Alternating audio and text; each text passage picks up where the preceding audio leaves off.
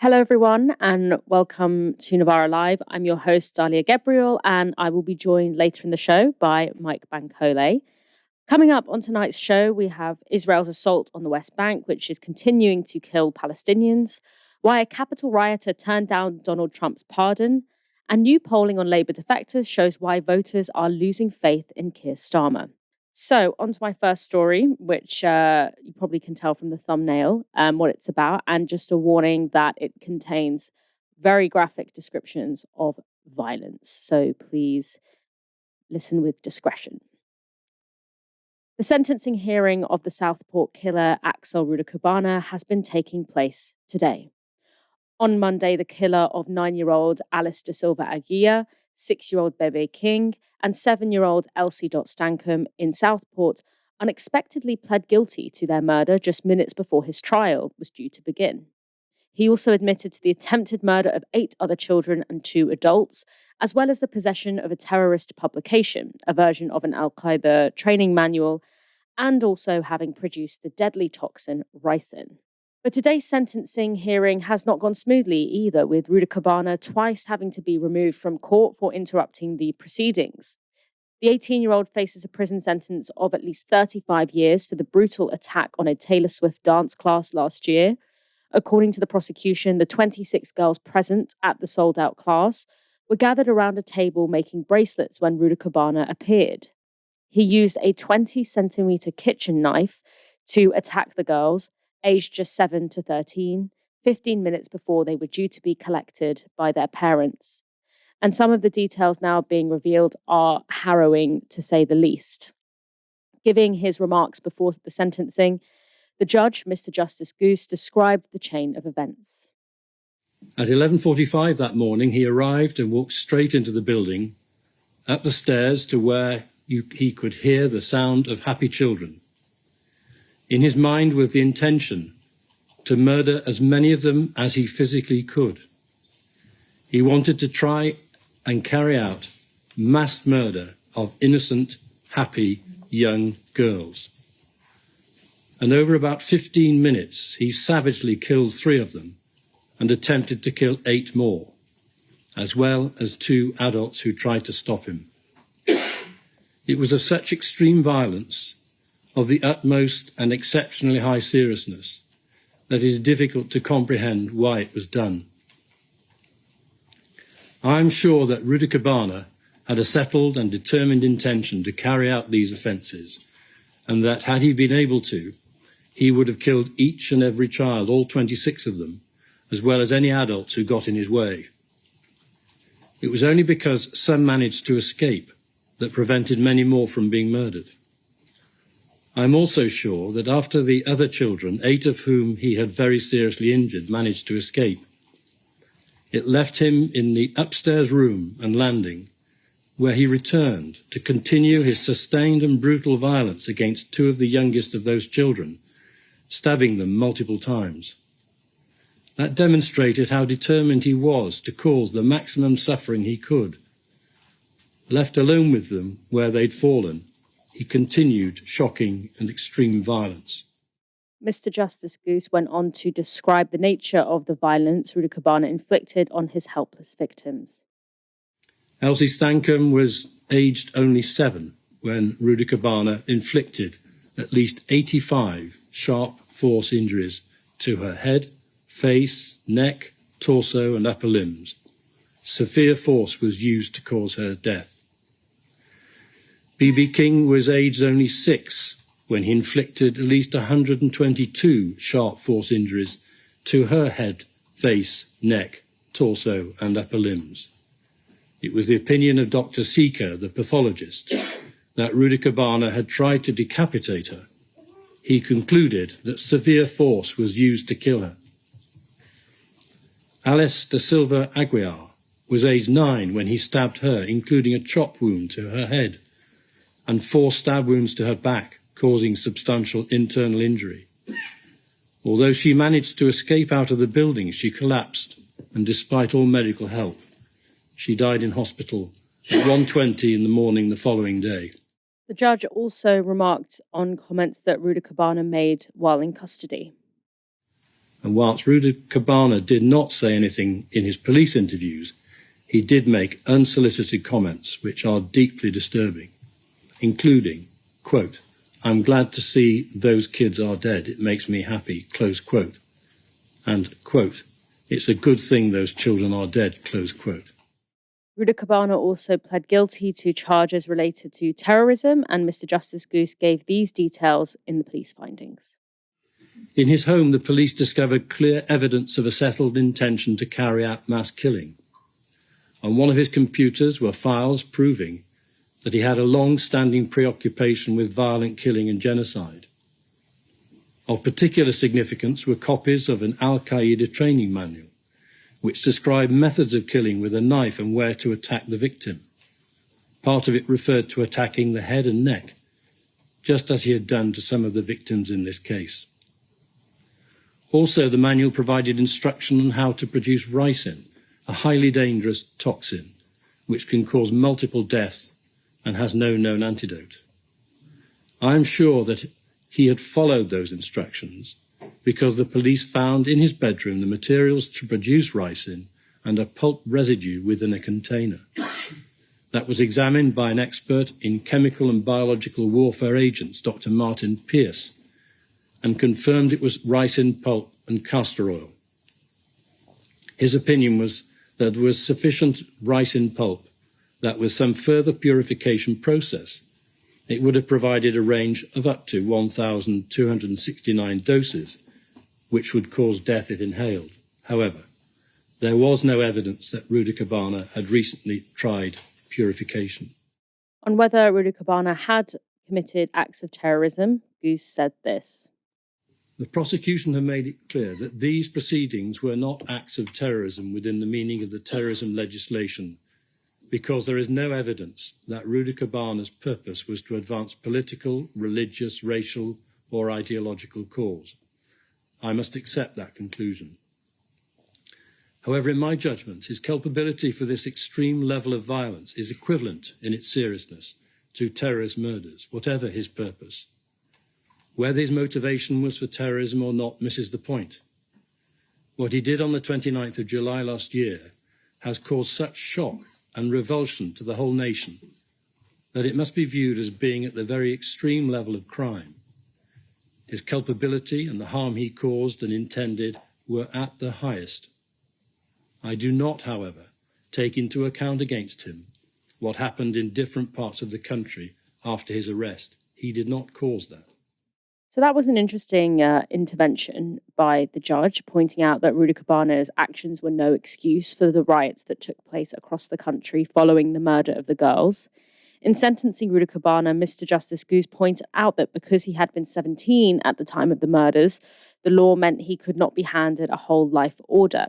That would have been a sentence that meant Rudakubana would never leave prison, and it's only applicable to people who commit their crimes aged 18 or over. Instead, the judge sentenced him to a combined total of a minimum of 52 years in prison. That means that Rudakubana will be 70 years old before he is able to apply for parole, but he is likely to spend the rest of his life in prison. During the trial, those in court also heard from some of the survivors of the attack and their relatives. One of those victims, who is now 14, read this statement out in court. The beginning of my nightmare started when I saw you. I thought you were playing a joke. The thing I remember most about you is your eyes. You didn't look human. You looked possessed. I watched you stab someone, and then I saw you coming for me. It was like slow motion. You stabbed me in the arm, and instinctively I turned, and that's when you continued to stab me in the back, although I didn't feel it at the time. All I could hear was the screams. I was so scared of what you were doing, and I was in a blind panic. I ran out to the landing, and there was a group of girls huddled, and I began just screaming for the girls to get down the stairs. I knew I was running for my life.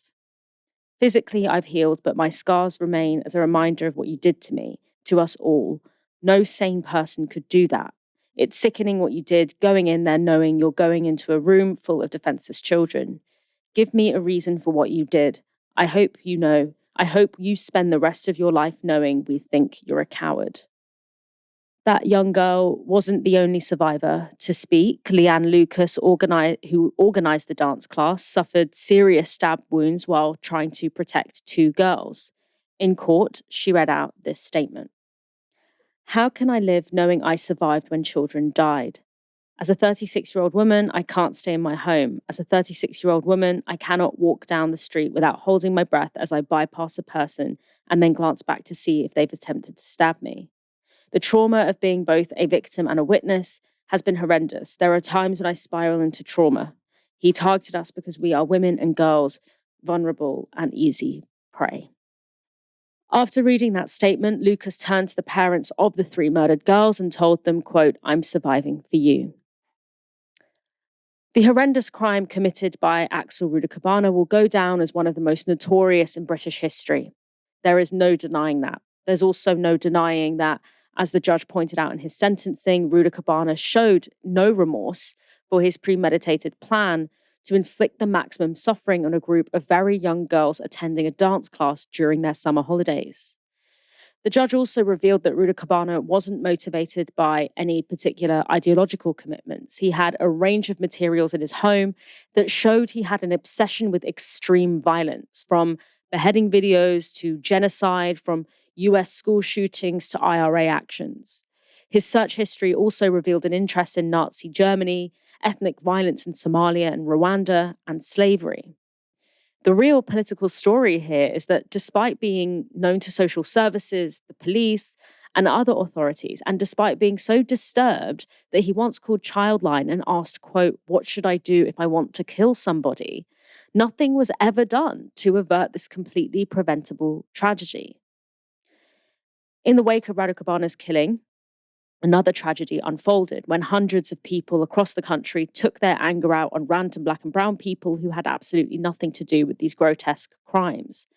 And in his sentencing, the judge made it very clear that it was not acceptable for these race riots that swept the country to happen in the wake of these killings. Yet some continue to appear to be pushing the same line. This was Telegraph columnist Alison Pearson on Twitter. Looks like most of the conspiracy theories and fake news about Rudakubana were pretty spot on. Our Prime Minister called normal people enraged by the slaughter of little girls far-right thugs. Apology due from Keir Starmer, Angela Rayner. I mean, trying to, people who were attacking mosques and attacking community centres and hotels, where asylum seekers were staying, they were not normal people enraged by the slaughter of little girls. That's not how normal people grieve. They were motivated by the suggestion that the perpetrator was a migrant or a Muslim or both. But what if Rudakubana had been either of those things? And even if he had been, that would not have justified randomized violence against Black and brown people. And when we look back at that tweet, she says, our Prime Minister called normal people enraged by the slaughter of little girls far-right thugs. There's two things there that I find, dangerous, a dangerous exploitation of this tragedy. The first one being that somehow if you weren't motivated to riot in the streets and threaten indiscriminate violence against Black and brown people, that you weren't sufficiently outraged or sufficiently enraged by what happened. And second of all, this idea that the people that Keir Starmer called far-right thugs were the people who were indiscriminately rioting and setting fire to hotels sheltering asylum seekers because they tried to make this into an issue that would inflame racial tensions. And so to make this, to in any way justify that is to show that your concern here is not for what actually led to this heinous crime, this thing that should have never happened, but you're actually concerned about. It demonstrates a concern, in my opinion, that that you want to see how this tragedy can serve a broader agenda of hate. And that to me is just one of the most a deeply disrespectful thing to do, especially given, how devastating this case is. The ceasefire in Gaza appears to be holding, but that hasn't stopped Israel opening up a new front in its war on Palestinians. Israeli forces have continued to raid the city of Jenin in the occupied West Bank in an operation described by Israeli Prime Minister Benjamin Netanyahu as significant and large-scale. Dubbed the Iron Wall campaign, it resulted in 10 Palestinians being killed by Israeli soldiers yesterday. And while the Israeli government says that the aim of the operation is to eliminate so-called terrorists in the city, that doesn't seem to be the case.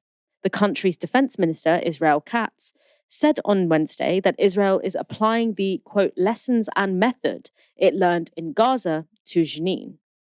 With nearly 50,000 Palestinians killed in Gaza, a figure that's already rising as the slow process of recovering bodies from under the rubble of the enclave's buildings begin, the world knows only too well what that method is. And also that the lessons that we'll learn from Gaza is that you can pretty much do whatever you want to a population, and the US and Europe and your other enablers will not cut the flow of financial, political, and militaristic resources. So, the footage that you're about to see was shot on Tuesday by 10-year-old Taim El-Shayeb.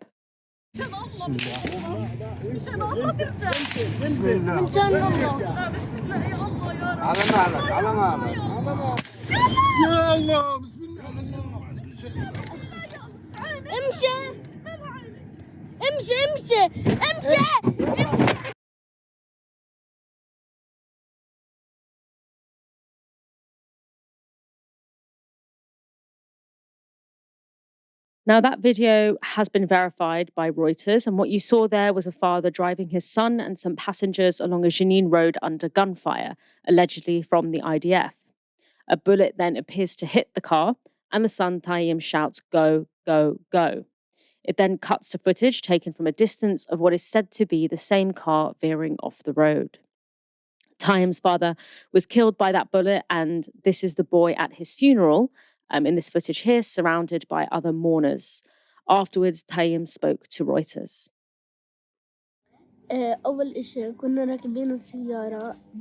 First of all, we were in the car. Then my father saw people, and they came with us in the car. They were a man, 4 women, and a little girl. He said that from where we were, there was nothing. Then the soldiers started shooting. Then the bullet entered his body. And he said, "God, God." Then the car went so fast. Then we got into the sidewalk, and then the post in the road. I jumped from the window. I started to search for people. Then I found a taxi, and the driver took me home. I was terrified. Since my father was stressed, he drove so fast he crossed a tree. I was wondering to myself, should I sit with him and make the soldiers believe that I was dead? But when they came towards us, I jumped from the window of the car. I mean, should I lie next to my dead dad so that the people shooting at him think I'm also dead is just not something that you ever want to hear out of a 10-year-old's mouth, do you? In response to Israel's aggression in Jenin, the Norwegian Refugee Council has said this: "We are seeing disturbing patterns of unlawful use of force in the West Bank that is unnecessary, indiscriminate, and disproportionate. This echoes the tactics Israeli forces have employed in Gaza. Under international law, Israel must bring its occupation of Palestinian territory to an end as rapidly as possible. Until then, it must fully comply with its obligations as an occupying power, including the protection of civilians." It's hard not to see the ways that the Gaza playbook now seems to be in action in Jenin. This was a UN spokesperson on the deteriorating situation. OCHA warns that the ongoing operation by Israeli forces in Jenin is putting people's safety and welfare at risk, while destroying infrastructure as basic as roads, electricity, and water pipes. 10 people have reportedly been killed, with dozens more injured. OCHA warns that since yesterday, the Jenin government hospital has been disconnected from the water grid and electricity network. It relies on dwindling water reserves from emergency tanks that were installed just weeks ago in preparation for such situations. Jenin resident Nassim Salah gave Reuters these details of the military action. They started to call us via the drone to leave the neighborhoods and head to Outer Square. So we went towards Outer Square. I went with my mother and my family. They detained me. They put me inside a room. They asked me about my life. I said that we live in the camp like other people. They asked about the situation inside the camp and told me people shoot towards us inside the camp. I told him I don't know anyone. I was staying at home. I only heard bombs and rockets. We couldn't leave home. It's not just residents whose lives are being endangered. As in Gaza, journalists in Jenin are coming under fire too. Journalists trying to report on Israel's occupation of Jenin have found themselves harassed by bulldozers as they do their jobs. Al Jazeera has also reported that one of its journalists has been arrested. Mohammed al-Atrash was taken from his home in the West Bank in what the network says was a deliberate attempt to stop him reporting on the military operation. Of course, all of this is happening with complete US support, and whilst new President Donald Trump may be claiming credit for getting a Gaza ceasefire done, it seems increasingly clear that in exchange, Israel will get cover for West Bank land grabs. That should come as no surprise, given Trump's new cabinet is stacked with Zionists. This was his pick for UN Ambassador Elise Stefanik, being questioned on the region in her congressional appointment hearing earlier this week. Representative Stefanik, it was a very simple question.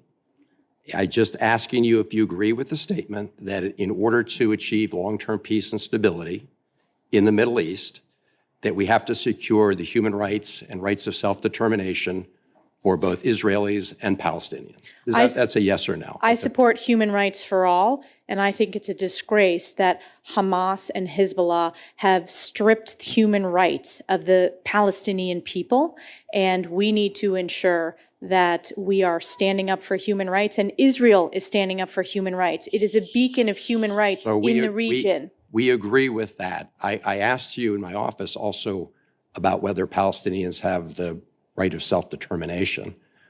My understanding was you said yes. Do you have a different answer today? That was not the direct question that we discussed. I said the Palestinian people... You believe that Palestinians have the right of self-determination? I believe the Palestinian people deserve so much better than the failures that they've had from terrorist leadership. It's just a pretty simple question. And I believe we need peace in the region. Of course, they deserve human rights. So I want to ensure that, number one, we bring the hostages home. So do all of us. Representative Stefanik, let me just ask you. I have 30 seconds left. I'm rarely surprised by answers in my office, but I did ask you whether you subscribe to the views of Finance Minister Smotrich. Of who? I'm sorry, Smotrich. This is the Israeli Finance Minister Smotrich and the former National Security Minister Ben-Gvir, who believe that Israel has a biblical right to the entire West Bank. And in that conversation, you told me that, yes, you shared that view. Is that your view today? Yes. So I believe in full human rights, but I also believe in a theocracy. And I also have another spoiler for her, which is that if you are stateless, which, if you don't have a right, if you say that the Palestinians don't have a right to have a state, then essentially you're saying that you support them continuing to be stateless, then you don't have access to human rights pretty much, because the ways in which you can be represented in human rights legislation is primarily through your nation state, through the state that you are associated with. So pretty terrifying there. Mike, it seems like when we're thinking about the lessons that Israel has learned in Gaza, it's not the lessons we wanted them to learn. Pretty much the exact opposite, that you can do pretty much anything you want to do to Palestinian people and you will have the full backing of the US and Europe. Absolutely. And I think Jenin is a particularly interesting site, given that for so many years it's been known as a real stronghold when it comes to Palestinian resistance. So by kind of targeting Jenin, I think that's also maybe a deliberate act to kind of really try and crush Palestinian resistance. And we have to remember that the annexation of the West Bank is something that has been a goal for the Israeli government in terms of consolidating their control over that part and essentially kind of eroding any possibility of Palestinian statehood in many ways, and continuing to kind of place Palestinians on the margins of society without any basic human rights, right? So what we're seeing in Jenin, of course, is an extension of what we saw in Gaza. And the key thing with the Trump administration is, I was talking to Novara in the lead up to the US election, and, I'm by no means a Kamala Harris fan, but I always felt that, This idea that there was some notion, even in the left in some quarters, maybe I could be wrong, but I definitely saw some takes that, a Trump presidency might be marginally better for Palestinian lives. I think we're going to realize very quickly that, look, the Biden administration was terrible for Palestinian lives, let's be absolutely clear. But sometimes things can get worse. And I think what we are going to see under Trump is an even more egregious shift towards the kind of backing of the Zionist project. I think the annexation of the West Bank is a far more likely possibility now than it was under the Biden administration. So things aren't going to get better, unfortunately. Things look like they're in a really bad place. And I think the targeting of Jenin, especially, given it's known as a site of Palestinian resistance, is known for that. And it's just, it's really grim. It's really grim. And I think, the West Bank and annexation of the West Bank. I watched a film at the back end of last year called No Other Land, which I'd recommend watching. I think it's been nominated for an Oscar, which follows an Israeli journalist and a Palestinian activist who are essentially fighting against the kind of land grabs we see by kind of Israeli settlers on kind of Palestinian land in the West Bank. And it shows you, it's a really good insight into the violence faced by Palestinians in the West Bank. So I would recommend watching that if anyone's looking for an insight into kind of what's going on in the West Bank, because it is brutal. And unfortunately, governments around the world, in Europe, in the US as well, have no interest in holding Israel to account. So the ceasefire in Gaza, of course, it was good news. It was a welcome news. It was something to kind of hang your hat on. This is, maybe things are going to get better. But unfortunately, it does feel like, while that's happened, we take one step forward and about 50 steps back. And it seems like this kind of assault on Palestinian lives is going to continue with impunity. Yeah, and when it comes to what was the difference between, a Biden or a Harris administration and a Trump administration, is the actual fundamental building blocks of it are the same, right? That the military budget is the same, the fact that at the end of the day, the US is not going to say no to any, it's a blank check for Israel in terms of military support, in terms of political support, in terms of, primarily in terms of financial and military support. I think the difference, the main difference, is that some of the kind of discursive or political gestures that Biden and Harris used to make, or Blinken used to make, that actually didn't involve any kind of material shift in policy, but saying things like, we believe in the right of a Palestinian state, whilst doing everything to make sure that actually the reality of a Palestinian state cannot be possible, by, for example, not doing anything about the expansion of settlements. Once people have settled, then where is the state? Where does the state get built when you have settlements encroaching on all of the land that would have actually been, a state would have been made out of? So, okay, you'll have lip service towards caring about Palestinian lives, or lip service towards a Palestinian state, two-state solution, and all of this. The difference with Trump is that the building blocks remain the same. It's just that these kind of tokenistic political gestures, he's just abandoned those kinds of niceties and just been we're just full throttle again, behind the idea that there is a religious, we saw it in the interview, in that clip that we saw earlier. She just straight up was like, I'm not going to say that I believe in Palestinian self-determination, even though that is at the essence of what human rights are, is the ability to not live under blockade and occupation and to have self-determination. But also for her to say I believe in the religious doctrine, the religious right of a certain group of people over land. I believe, that's the grounding of my politics. You wouldn't hear that come out of the mouth of a Biden or a Kamala Harris, but actually in many ways the material reality of Palestinian life on the ground, the shift is not hugely dramatic. That's from my perspective, at least. A former Trump supporter who was jailed for participating in the January 6th riots at the US Capitol has rejected the president's offer of a pardon, which would erase the conviction from her criminal record. Pamela Hemphill served 60 days in jail for her role in the riots and has since turned her back on what she calls the MAGA cult. Speaking to Sky News, Hemphill said this. You served jail time, 60 days, I think, for taking part in the Capitol riot, but you're not accepting a pardon. Just explain why that is. Well, that would be a slap in the face to the rule of law the Capitol police officers, and to our nation to be a part of anything that they're trying to say about what happened on January 6th. It was an insurrection, and I don't want to be a part of helping them rewrite history. I was guilty. So I pleaded guilty. I was guilty. Right. Right. So you are happy for your conviction to stand? Absolutely. Despite having undergone breast cancer surgery a few weeks before January 6th, the then 69-year-old Hemphill attended the riot with a phone strapped to a selfie stick.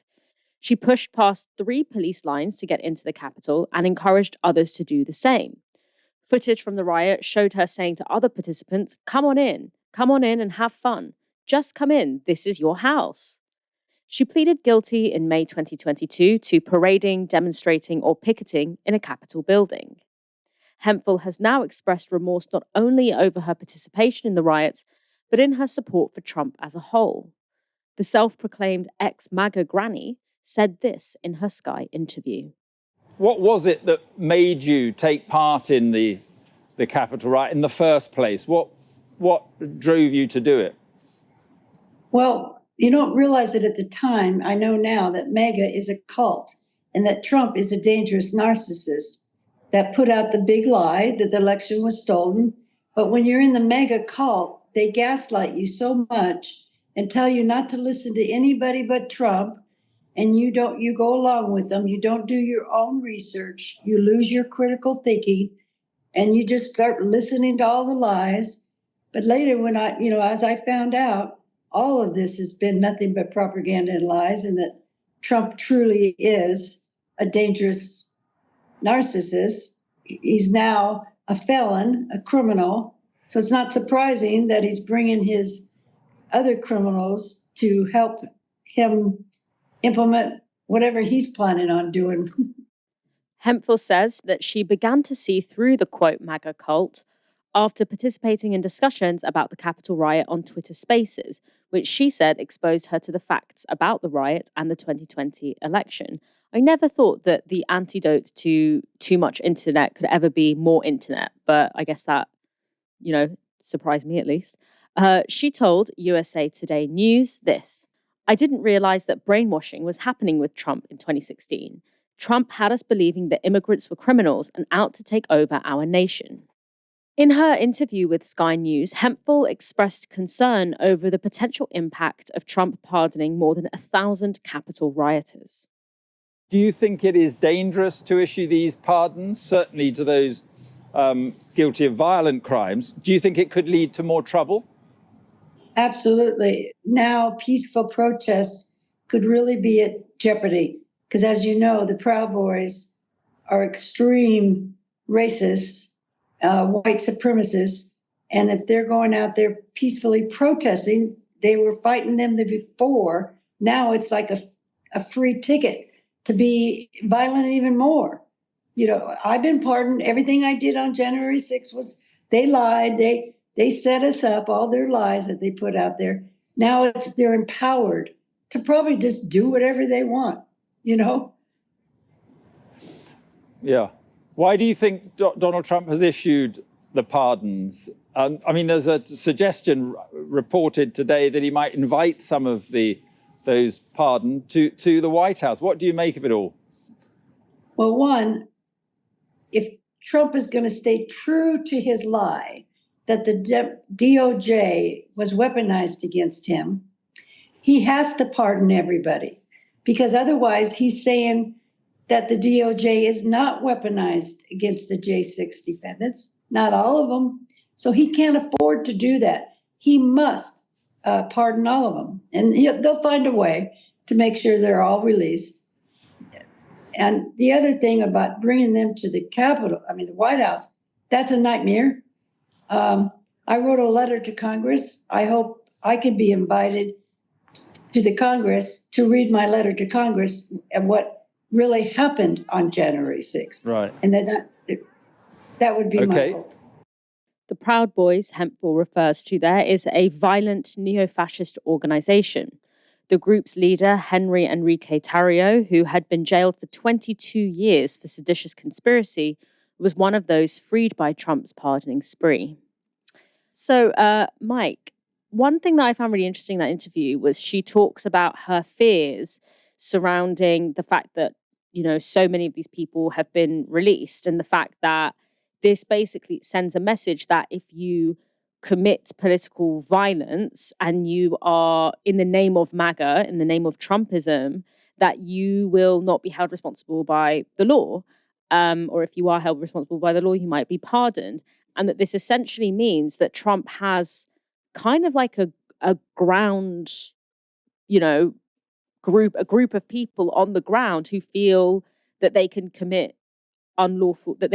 political violence and not face any consequences for that. And she talks about how, peaceful protests or protests that take place in opposition to Trump's policies can be kind of almost informally policed by some of these groups. What do you make of that? Are you concerned about that as well? Absolutely. I think what Trump does, or has done rather, by pardoning these people, is given a green light, both explicitly and implicitly, for political violence. Right? What he's saying is, what happened to Capitol Hill all those years ago, it's fine. That's just how it goes. There's nothing wrong with that. Essentially, is what he's saying. Now, we all know the opposite is true. We all know that was an act of an attack on democracy, an assault on democracy, kind of incited by Trump himself. So, I think where I worry about this is on an interpersonal level, right? How emboldened these people now feel. They're guys in office, the guy who said things in favor of white supremacists in the past, they're going to feel emboldened, right? Here's an example, right? In Kentucky, for example, I know that it was reported in The Guardian yesterday, the KKK have been sending leaflets out to immigrants, essentially warning them to leave or else, right? These are groups of people on the extremes of society who've been emboldened by this guy. And I can imagine on an interpersonal level, these people know that because they're guys in office, they might be able to get away with things they wouldn't have been able to get away with in the past. So I do think we might see, for example, if there's a Black Lives Matter protest in response to police violence against a black man in a year or so, how will far-right groups feel emboldened to respond? You're very likely to hear Trump, for example, speak out against the protest, as he would. Black Lives Matter is a bad thing according to Donald Trump.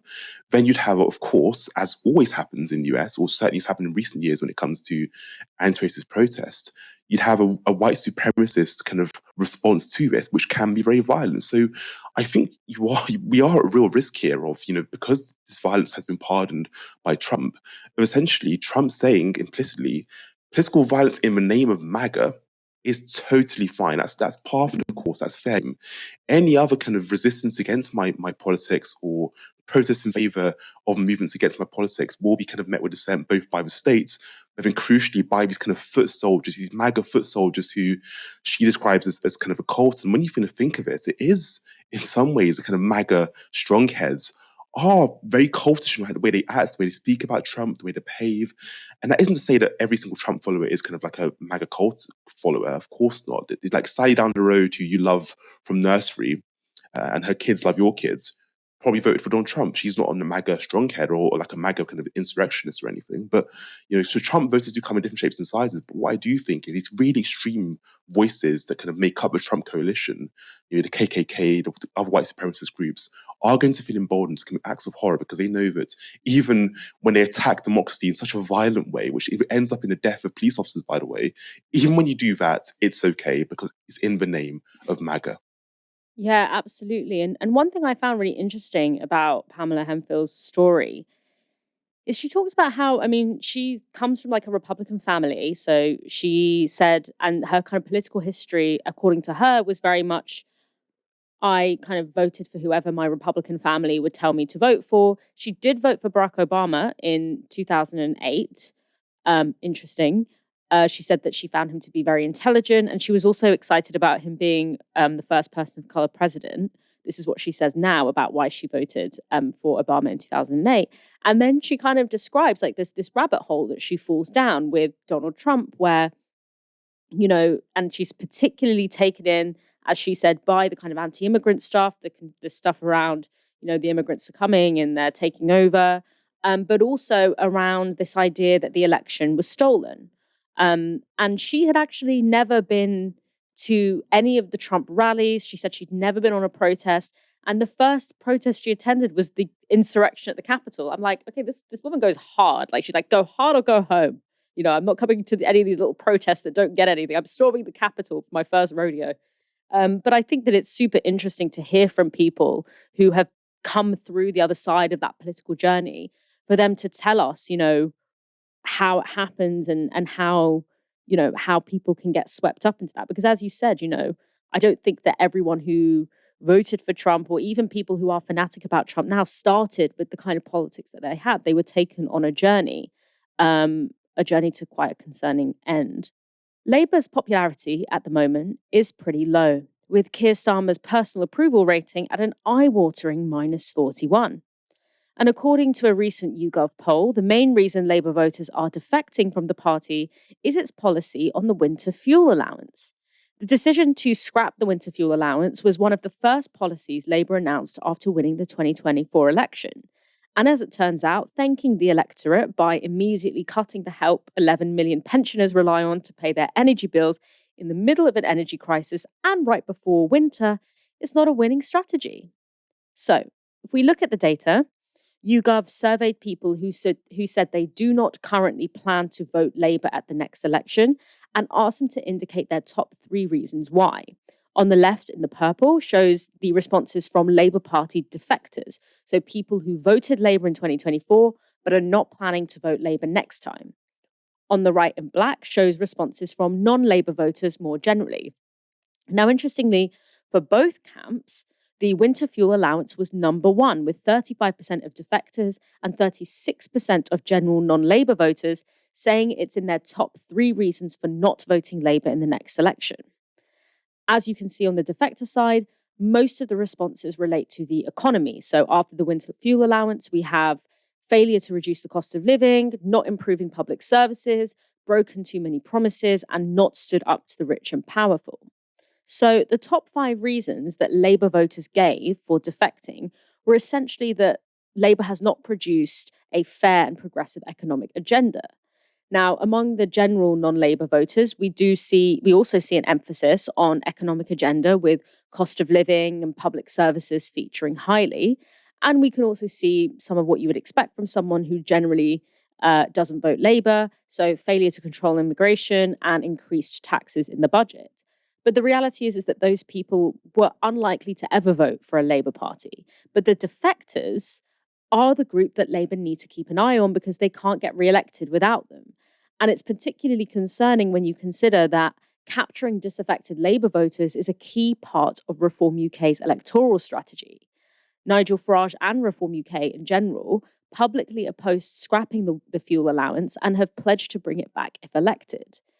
Now, of course, Reform are not in any way interested in a redistributive, fair or progressive economic agenda. And I would increasingly say that they're actually, against it. But in Reform UK are even more, I would increasingly say that actually Labour is not interested in a progressive economic agenda either. And if anything, Reform UK are even more interested in enriching the wealthy than the Conservatives. They want to scrap employment laws, give tax relief to private healthcare providers, and cut benefits. But on key flagship policies like the winter fuel allowance, which is naturally important to older voters who play a big role in elections, Labour is creating the space for Reform to appear like the economic populist choice. So, Mike, were you surprised by that YouGov polling? I wasn't. I think, Labour obviously have been in office for a while now, and we can assess what the party has done so far. And, ultimately, Labour were elected on the back of an anti-Tory wave, right? This wasn't necessarily an endorsement of Keir Starmer and Labour, like, oh my gosh, we love you guys. You guys are the best. You guys rock. We want to vote for you guys. It wasn't that. It was more, those other guys suck, and we want something different. We want anything different. And you guys seem to be our best bets. We're going to go with that, right? That's a two-party system is kind of how it works. Now, what Labour needed to do once they got into office, because the noise from Labour in the lead up to the election was, look, we're sensible guys. Trust us. We know what we're doing. What you need to do in that context is being sensible involves, putting together a political project people can get behind. So you need some small wins. Some small wins that people can be like, oh gosh, okay, these guys are actually making a bit of a difference here. Nothing major, but some small wins, just to kind of keep things ticking over. And, present to people that this is the direction of travel for us for the next 4 years. We're going to keep giving you these small wins, and ideologically, and in terms of kind of transforming Britain, we're going to make things fairer and better for all. But Labour haven't had any small wins. Like, you can't think of anything Labour have done so far. It's like, do you know what? Yeah, that's actually decent. It's a small win now, in the right direction. You can't really think of anything which has made the lives of British people significantly better. And people are like, yeah, good on you. Let's see what happens next. Nothing of that's happened. So delivering those small wins to kind of, show to everyone, look, we're so different, hasn't really happened. It's been really uninspiring. In many ways, many of the little small stories around Labour have been things they've done that have been fundamentally quite unpopular, like winter fuel allowance policy, for example. And other kind of wealth distribution policies, like the benefit cap as well. So these are the things that Labour are kind of committing to. So rather than scoring the kind of useful small wins you score when you're kind of early on in government, Labour have done the opposite. On top of that, I think Labour's messaging still feels quite pragmatic and quite empty as well in many ways. And you can kind of do that in opposition, right? In opposition, the focus is on the government of the day and less so on you, right? Up until the election, yeah, maybe there's more focus on you, but generally speaking, how our politics works is the government control the kind of mood music and the media stories of the day, right? You kind of respond to what's happening in government. Labour are now in government, and it still feels like Labour haven't quite seized the initiative, haven't quite taken, the control of the media story. It's almost like Labour on the back foot on so many issues, like migration, for example. It's like Labour responding to reform talking points or like conservative talking points on migration rather than taking initiative on this issue. So I think in many ways, I wasn't surprised by those numbers or by what people are saying about Labour at the moment. The project at the moment isn't that inspiring. British people's lives haven't kind of transformed. And look, we lived through kind of 13 years of austerity, 13 years of Conservative rule. Transforming Britain was not going to be an overnight job. It was not going to be an easy job. And, people know that. What people want, at least, is some kind of signal, some way to hang your hat on to say, look, those guys actually, I can sense things might get better from these guys. And so far, that hasn't happened. And I think what Labour needs to do is have a clear policy on so many issues, from kind of wealth inequality and redistribution, how they can kind of help make life better for the most vulnerable in society. All these things that people are desperate to happen, because this is where reforms slip in. Reforms slip in because both major parties haven't got a good message on, alleviating the suffering of the most poor and marginalized in the country. Reform kind of sneak in and say, hey, it's the migrants' fault, and then people are going to latch onto that, right? So, but Labour haven't got a kind of a counterpunch at all at the moment. The Conservative Party framed austerity as a necessity. Why can't Labour think about kind of redistribution as a real moral imperative? These are the stories Labour could tell. These are stories that voters are clearly upset about. Voters want the cost of living to be sorted out. Voters want wealth distribution and kind of better living standards for the most poor and most vulnerable. Voters want this, which is why they might not vote for Labour. So if Labour haven't got a clear message on some of these issues, people are going to leave the party and things are going to continue to feel very uninspiring. Yeah, I mean, I was interested as well that one of the quite high priorities for those defectors was that Labour did not stand up to the rich and powerful generally.